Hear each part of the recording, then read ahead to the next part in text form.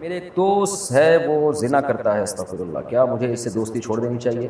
کیا مجھے اس سے بات نہیں کرنی چاہیے؟ آپ اس کو محبت سے ایک دو دفعہ سمجھا دیں، باز آ جائے تو ٹھیک ہے، نہیں تو اس سے دوستی چھوڑ دیں آپ، کیونکہ اس طرح کا کوئی کبیرہ گناہ کا مرتکب ہو اور آپ کو پتہ بھی ہو کہ یہ کبیرہ گناہ کا ارتکاب کر رہا ہے، تو اس سے ریلیشن سے اس گناہ کی ہے جو برائی ہے وہ ختم ہو جاتی ہے دل میں، اور پھر انسان اس کو نارمل لینا شروع کر دیتا ہے۔ تو اپنے ایمان، اپنے اعمال کی حفاظت کے لیے ضروری ہے کہ آپ اس سے ریلیشن ختم کر دیں۔ زانی لڑکی سے نکاح کا حکم، کیا زانی لڑکی سے نکاح کیا جا سکتا ہے جس نے توبہ کر لی ہو، جبکہ قرآن میں آیا ہے کہ زانی مومن پر حرام ہے؟ علی دہلی۔ زانی لڑکی مومن پر حرام ہے، وہ جو زانی لڑکی مومن پر حرام ہے نا، قرآن میں آتا ہے وَحُرِّمَ ذَلِكَ عَلَى الْمُؤْمِنِينَ، اس آیت کا یہ مطلب نہیں ہے جو آپ سمجھیں۔ حرم ذالک علی المؤمنین جو قرآن مجید میں آیا ہے کہ زانی کی رغبت زانی عورت کی طرف، اور زانی عورت کی طرف رغبت بھی صرف زانی مرد ہی کی ہوتی ہے، تو اس چیز کو اللہ نے حرام قرار دیا کہ کسی سے محض زنا کی بیس پر اس کی طرف رغبت کرنا یہ جائز نہیں ہے۔ باقی زانی لڑکی سے نکاح جائز ہے، اگر اس نے توبہ کر لی ہو تو جائز ہے، اس میں کوئی حرج نہیں ہے۔ البتہ مشورہ کیا ہے، کیا دیا جائے گا، مشورہ ایک الگ چیز ہے، میں صرف شرعی مسئلہ بتا رہا ہوں، مشورہ نہیں دے رہا کہ آپ کریں یا نہیں کریں، وہ آپ کا ذاتی معاملہ ہے۔ زانی عورت کی توبہ کا طریقہ، اگر ایک شادی شدہ عورت سے کئی بار زنا سرزد ہو اور مختلف مردوں کے ساتھ اب وہ توبہ کرنا چاہتی ہے اور اسے بہت شدید ندامت ہے، تو اب وہ کیا کرے؟ کیا اس سے نکاح ختم ہوگا اور اس کی توبہ کے لیے کیا شرط ہوگی؟ زنا بہت بڑا جرم ہے، قرآن میں اللہ نے فرمایا یہ اپنی خواہش پوری کرنے کا بہت برا راستہ، اور کنواری لڑکی کا زنا کرنا بہت بڑا جرم، شادی شدہ کا تو اور بھی بڑا جرم، اور مرد کا زنا کرنا بھی بہت بڑا جرم، عورت کا زنا کرنا اس سے بھی بڑا جرم ہے۔ تبھی اللہ نے جب زانی کی سزا بیان کی ہے نا،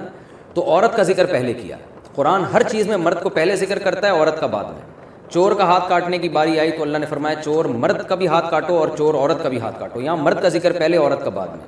لیکن زنا کی جہاں بات آئی، اللہ نے فرمایا زانیۃ والزانی فجلدوا کل واحد منہما مئۃ جلدہ، زنا کرنے والی عورت کو بھی 100 کوڑے مارو اور مرد کو بھی۔ تو یہاں عورت کا ذکر پہلے اس لیے کیا کہ عورت میں زنا کی رغبت کم ہوتی ہے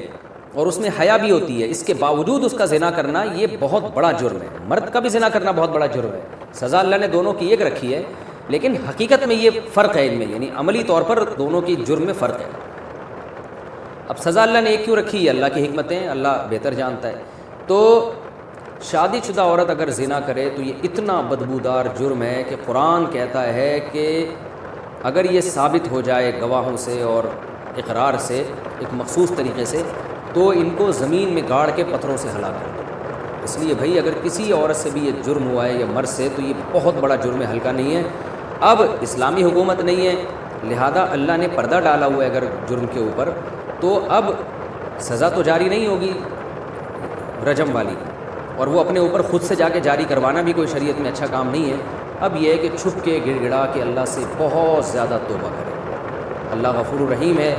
بڑے بڑے گناہوں کو معاف کر دیتا ہے۔ اور آئندہ کے لیے ولا تقربوا الزنا، قرآن کہتا ہے ایسے کام بھی مت کرو کہ زنا کی طرف تمہاری رغبت ہو۔ اس خاتون کو چاہیے کہ خوب گڑ گڑائے اللہ سے اور کچھ صدقہ خیرات بھی کرے، اور دوبارہ من تاب وآمن وعمل عملا صالحا، جیسے اللہ نے سورہ فرقان میں فرمایا جو توبہ کر لے گا